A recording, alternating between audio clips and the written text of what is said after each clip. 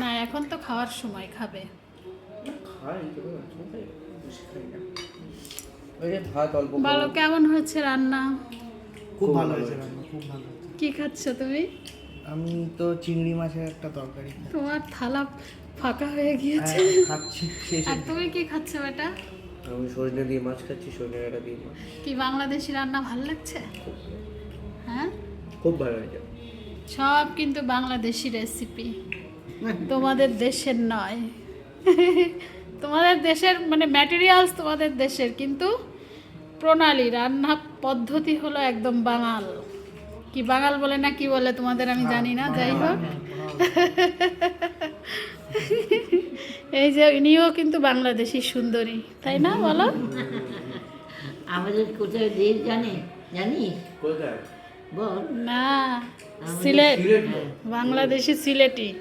সিলেটিরা কিন্তু অনেক ধনী হয়, আর মাসির চেহারা দেখেই বোঝা যায় যে আমরা খুব ধনী। খুব ধনী ছিল। অ্যারিস্টোক্রেসির সিম্বল দেখা যায়। দাঁত এই বয়সে 75 বছর বয়সে আর কত দাঁত থাকবে বলো? ওই বয়সে তোমরা যাও দেখবে।